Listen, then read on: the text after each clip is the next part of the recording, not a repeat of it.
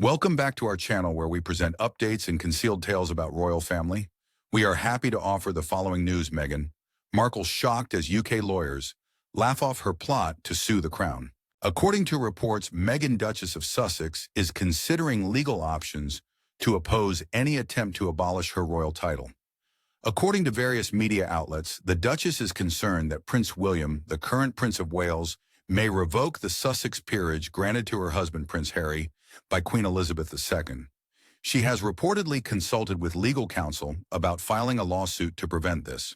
The reports indicate that this is being treated as a proactive consideration rather than the start of formal proceedings, but the mere possibility of litigation has sparked extensive legal, constitutional, and media analysis in the UK and US. British legal and constitutional experts and worldwide commentators have debated such a legal challenge. Legal analysts, academicians, and constitutional historians have examined such a claim and compared it to the UK's constitutional monarchy's long-standing beliefs. What is the legal nature of royal titles and peerages? How much authority does the sovereign have in granting and revoking honors? Can or will civil courts intervene in royal prerogative matters? These problems must be answered using constitutional principle, historical practice, and sensitivity to the legal cultures of the UK and US, where the Duke and Duchess live. This comes after recent moves involving senior royal family members have raised public awareness of the monarch's sovereignty over titles. The way Prince Andrew, Duke of York, was stripped of royal patronages and stopped using His Royal Highness was a modern example of royal authority. That highly reported and dissected episode has become a modern precedent for the Crown's ability to oversee its members' public representation and functions. Thus, the prospect that the Duchess of Sussex seek court recourse to protect her style meets with a growing public understanding of how the monarchy handles reputational and constitutional challenges. A complex relationship exists between long-standing, generally uncodified constitutional arrangements in the UK and the more litigious, rights-focused legal culture of the US. The Duchess is reportedly considering legal action. Legal specialists on both sides of the Atlantic are analyzing the purported tactic, highlighting the constitutional and procedural challenges any such action would face. Thus, this circumstance could pit old prerogative powers against current legal interpretation affecting the Sussexes, the royal family, and the monarchy's constitutional function. Understanding the constitutional basis of royal titles in the UK is crucial to understanding the reported legal threat. British peerages and royal styles are not personal assets like real land or shares.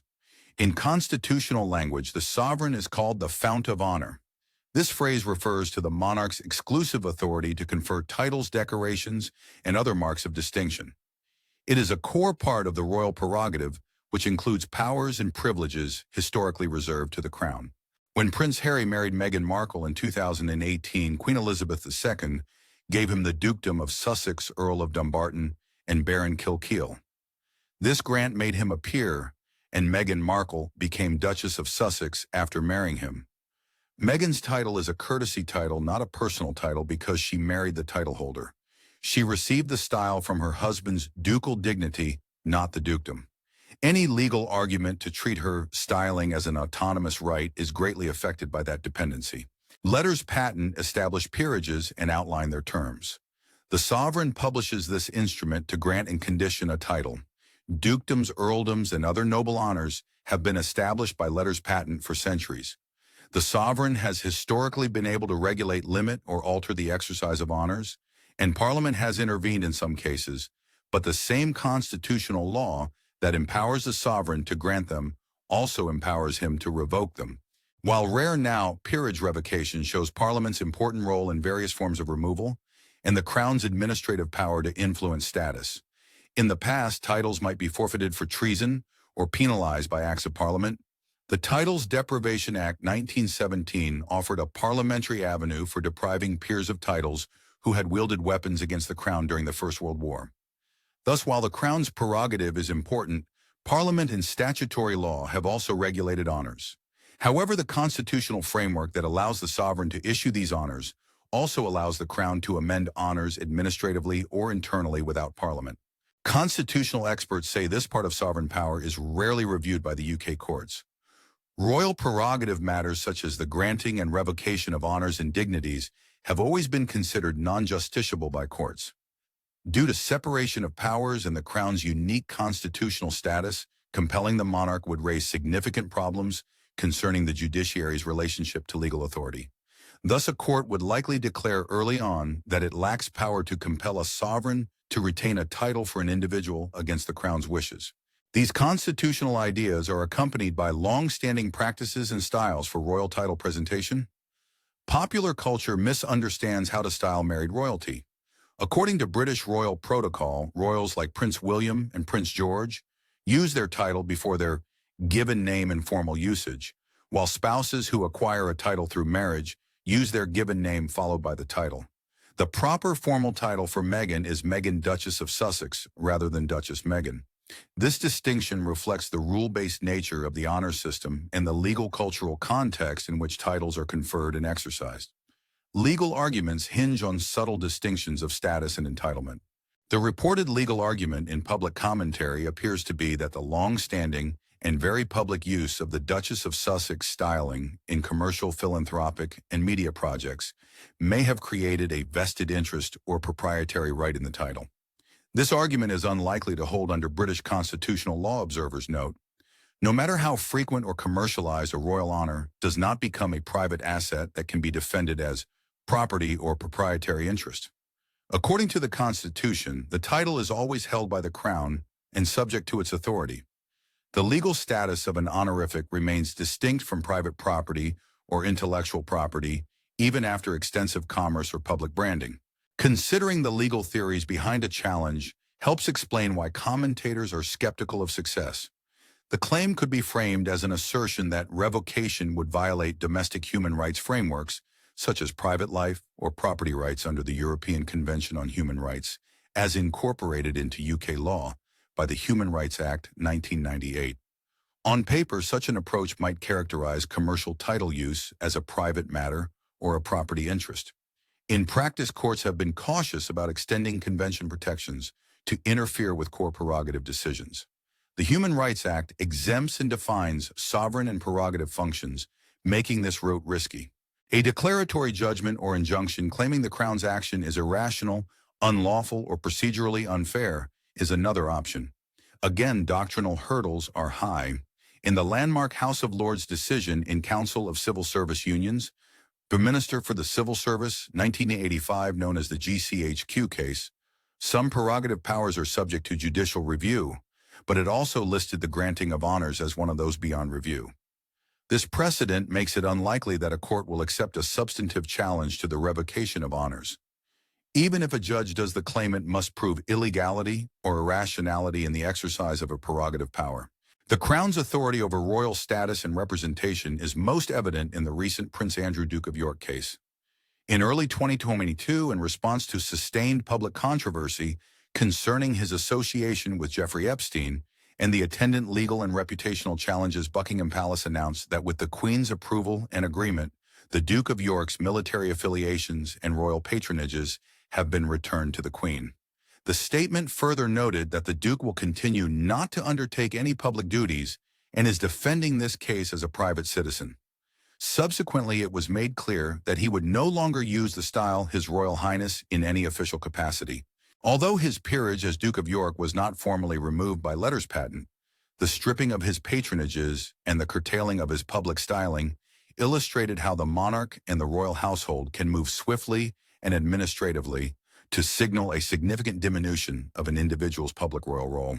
That episode was neither enacted through Parliament nor subjected to judicial adjudication. Rather, it formed part of an internal royal management exercise designed to protect the institution's broader reputation and integrity. Constitutional commentators have portrayed the Andrew matter as a modern exemplar of the Crown's capacity to act decisively to regulate the public dimension of royal life. It demonstrated that the sovereign's authority over status and styling can be exercised without recourse to external adjudication, and that unwillingness or inability of an aggrieved individual to obtain redress in the courts is a predictable consequence of the constitutional arrangements that frame the monarchy's honor system. Some within the Sussex camp are reported to have interpreted the Andrew precedent as a sign that similar action against other members of the royal family is now a realistic possibility. Instead of perceiving it as an evidence of the futility of a legal challenge to sovereign authority, they may have taken it as a warning that preemptive legal preparedness is essential. Constitutional lawyers, however, caution that this view is itself a misreading. A preemptive litigation, they argue, is more likely to be perceived as a direct constitutional challenge to the Crown's authority, thus expediting the same outcome it is designed to prevent. In short, the institution may react to a potential legal assault not by relenting, but by drawing tighter limits around its prerogative and by executing measures earlier or more assertively than would otherwise have been the case.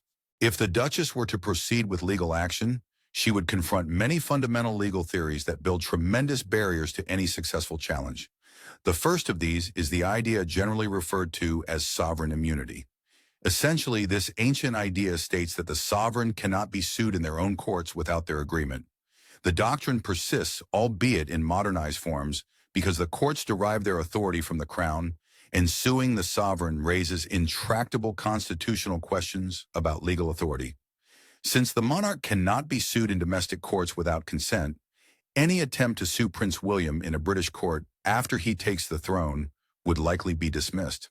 The future sovereign would have to waive immunity and allow himself to be sued, which constitutional experts find awkward and unlikely. Royal prerogative and non-justiciability are the second main impediment. The royal prerogative includes the sovereign's historical powers and privileges. Giving and taking away honors and regal styles are prerogatives. Many portions of the prerogative have been deemed unjusticiable by UK courts for decades. In Council of Civil Service Unions, Verve Minister for the Civil Service 1985, the House of Lords recognized that some prerogative powers could be reviewed, but it excluded treaty-making national defense and honors. Given that precedent, a court would likely classify the revocation of a ducal title or the changing of royal styling as prerogative acts and decline to hear the case. Practical procedural hurdles follow doctrinal ones. Although a UK court may take jurisdiction over some portion of the case, litigants must manage standing interim relief and the costs of high-profile constitutional litigation. In England and Wales, an applicant must show substantial interest to seek judicial review, and the court will evaluate the claim's arguability and suitability for the problems addressed. The authorization step is a preliminary filter. Claims that raise pure prerogative problems related to the sovereign's constitutional duty are unlikely to pass. Permission could result in significant financial loss for the claimant. Multi-tier litigation, especially high-stakes constitutional challenges that may go to the administrative court and appellate courts, can be expensive. Losing parties can be required to pay both their own and the defendant's costs, and while there are various protections and cost regimes, including limited protective measures for specific public interest cases, unfavorable cost decisions remain a deterrent. The Duchess may possibly sue in the U.S., according to reports. Legal specialists on both sides of the Atlantic have described this option as legally unviable. Modern international law emphasizes state sovereignty and jurisdiction. U.S. courts sitting in a separate sovereign cannot adjudicate U.K. constitutional structures, including the monarchy and peerages. No U.S. judge may require the British monarch to grant or preserve a title, nor can American courts replace a foreign head of state's constitutional prerogatives. Any U.S. lawsuit seeking to bind or direct the British monarch on honors would likely be dismissed due to lack of subject matter jurisdiction and political question in foreign sovereign immunity doctrines that govern American judicial restraint in foreign state matters. Such an attempt would be diplomatically risky and unlikely to succeed. U.S. doctrines would bar procedures immediately. The Foreign Sovereign Immunities Act (FSIA) and related theories shield foreign states and their instrumentalities from U.S. court suits unless Congress authorizes exceptions. U.S. courts rigorously evaluate extraterritorial jurisdiction claims and the articulation of a sufficiently concrete legal interest to sustain relief even if the action is against royal household members. Federal courts are also leery of judging the legitimacy of a foreign sovereign's internal acts, which are usually left to the diplomatic and political branches. Long-standing U.S. court theory prohibits interfering with another state's internal constitutional structures, which would be a major obstacle. According to the Duchess's proposed case, her commercial and charitable use of the title has formed a proprietary or vested interest which conflicts with legal rules that distinguish honors from private property. British legal and constitutional scholars do not consider a royal title a brand trademark or intellectual property simply because it has been utilized in commerce or publicity. Usage does not make a crown-granted honor private. One constitutional lawyer quoted anonymously in media discussions said that renting a house does not create ownership rights over the property. Similarly, marriage or royal grant does not grant ownership of a title. It remains the crown's prerogative. However, intellectual property and commercial law offer other ways to protect brand components beyond the royal title. Trademarks, trade names, and commercial logos and service marks can be enforced in court under private law. The pair has had commercial initiatives and worked with certain brands. Even if the crown restricts royal style, use those marks and business identifiers registered and maintained under trademark law in relevant nations are private law rights. Thus, while a royal title is unlikely to be turned into a privately held asset by business use, regular intellectual property law can protect some of a public figure's economic trappings. That reality simply emphasizes the distinction constitutional scholars make. The sovereign's jurisdiction over honors is not private intellectual property ownership and cannot be litigated to retain an honorific style. To elaborate trademark and country-specific brand protections rely on legal factors such as distinctiveness, goodwill, and non-deceptive usage. Trade name and logo rights can be enforced in the UK and US through infringement lawsuits or passing off claims if registration is lacking. Passing off requires proof that the claimant has earned goodwill or reputation in the relevant mark or sign, that the defendant misrepresented likely to deceive the public, and that the claimant has or would suffer loss. Depending on the facts, a royal style utilized as a brand could be litigated, but the claim would hinge on commercial use and market perception, not constitutionality. Private law protection can preserve economic assets, but it cannot turn a prerogative honor into proprietary property. The doctrines of sovereign immunity, the non-justiciable nature of the royal prerogative in honors, and the lack of a foreign jurisdictional remedy lead most UK constitutional law experts to believe that a legal challenge would fail. These experts argue that the underlying legal premise that ongoing public use or commercial exploitation of a title might bestow a proprietary interest is constitutionally and legally weak, even ignoring procedural restrictions. According to educated analysts, the proposed plan faces procedural and substantive challenges that make it constitutionally unsustainable. Sources say royal and advisory circles are reacting to the proposed lawsuit with constitutional confidence, not terror. Advisors to the Prince of Wales are confident that any such judicial case would fail and publicly reassert the sovereign's power over honors and titles. Strategically, the institution may use a lawsuit to vindicate its constitutional position and educate the world about the monarchy's constitutional structure. Calculus has a tactical component. The narrative surrounding administrative procedures like style or patronage revocation would change if the Sussexes lost litigation. Revocation would be seen as the constitutional and political response to an extraordinary attempt to judicially question the sovereign, not a punishment. The monarchy may justify its behavior as a necessary institutional defense against an unfounded legal attack. Thus, advisors to the Prince of Wales would undoubtedly argue that an unsuccessful lawsuit would harm the challenger's reputation more than not filing. According to reports, the royal family has unified behind judicial redress. Suing the future monarch is considered a constitutional red line in these groups, even though some members earlier supported reconciliation or quiet accommodation. A private family conflict becomes a public constitutional confrontation. Insiders say this reframing has hardened attitudes and increased the likelihood of a decisive institutional response.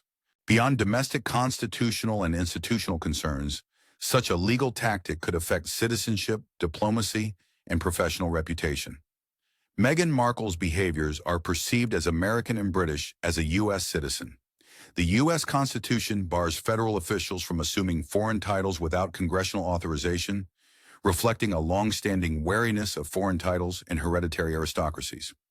Although this prohibition does not apply to private persons, historical American skepticism regarding foreign honors is mirrored in public sentiments and occasional legislative measures. The Titles of Nobility Amendment, never ratified, aimed to penalize Americans who accepted foreign titles. That amendment is not legislation, but analysts say it shows the symbolic conflict between American Republican values and defending a hereditary or foreign title by an American citizen. A high-profile judicial dispute in which a U.S. citizen fights to retain British ducal style could spark public and scholarly discussion about whether such actions are compatible with American civic principles. Diplomatically, a U.S. lawsuit challenging British constitutional processes could cause tension amongst allies. Although the U.S. government would have no legal role in the issue and would likely reject to intervene the optics of an American citizen, suing in American courts to instruct a foreign sovereign may create a difficult diplomatic position. British officials would be constitutionally required to defend the prerogative, but American officials would presumably emphasize sovereignty and hesitate to sponsor private lawsuits. This could isolate the plaintiff politically and prevent institutional support from either capital. The stakes are enormous when it comes to both one's professional career and one's reputation. The reputation that the Duke and Duchess of Sussex have in the United States is influenced by their previous positions as senior royals, their dedication to philanthropy, and their ability to influence the media.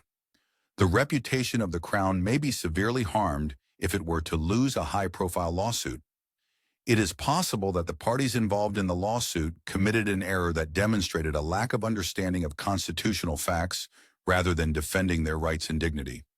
Such a relationship could be considered harmful for corporate and media leaders that place a high priority on maintaining a stable reputation and a predictable response from the public. The rapid dismissal of a case that is not based on any legitimate grounds or the perception of litigiousness that is directed at a foreign head of state has the potential to cause damage to future endeavors in the areas of entertainment, philanthropy, and business. The reputational calculus is applicable to both business partners and those who work in philanthropy. Those who evaluate reputational risk may have no desire to participate in lengthy constitutional litigation cases that include foreign state actors and delicate constitutional problems. Reputational assessments are usually included in sponsorship speaking and media contracts. An extended legal struggle with the Crown could diminish an individual's ability to negotiate and their desirability to potential business partners. In addition to this, multinational nonprofit organizations and charities give preference to potential partners that, when selecting their partners, steer clear of geopolitical crises. As a result, a legal battle that is characterized as frivolous or antagonistic could have an impact on the couple's charities, media, and public speaking engagements, all of which they utilize to generate both revenue and influence. Despite the fact that practical concerns are not as apparent, they may still be significant. The media would likely provide extensive coverage of this kind of legal battle, bringing the family's private and interpersonal circumstances to light. The obligation to disclose information, the limits imposed by procedural regulations, and the demand to structure legal arguments in a manner that is understandable to the general public have the potential to transform a private dispute into a protracted public spectacle. Public opinion is seen to be just as significant as the court of law by litigants who are well known.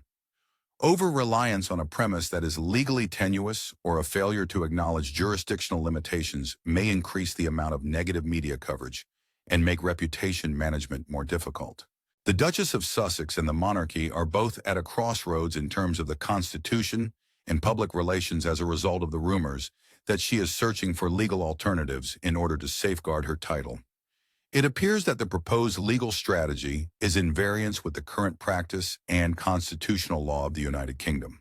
However, there are a substantial number of substantive and procedural difficulties associated with the non-justiciability of prerogative acts pertaining to honors and sovereign immunity. Nevertheless, the ability of the Crown to swiftly and efficiently take action in reaction to crises that may affect its reputation is demonstrated by its recent responses to such situations.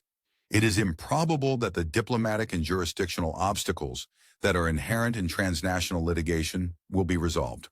If she goes forward with her plans, the Duchess will be forced to confront a defeat in court, a loss of reputation, in a situation that is uncomfortable for diplomatic relations. It is ironic that threatening to pursue legal action in order to protect the Duchess's style can strengthen the determination of the institution and make constitutional issues more apparent in the public sphere, so providing justification for its eventual diminution. This episode has had an effect on constitutional principles as well as the royal system of governance as a result of a conflict within the family. It is possible that the incident will signal a turning point in the relationship between the British monarchy and its members, as well as the public's expectations for judicial action in situations involving royal prerogative. The case demonstrates how ancient constitutional principles are relevant to contemporary problems and how individual actions can result in institutional responses that maintain constitutional limits. While the discussion on the public and judicial debate is still ongoing, the subject will highlight the ways in which the Constitution intersects with unwritten constitutional traditions, contemporary media dynamics, and international personal reputations. Thank you for watching the video. Please let us know your thoughts and say goodbye for now.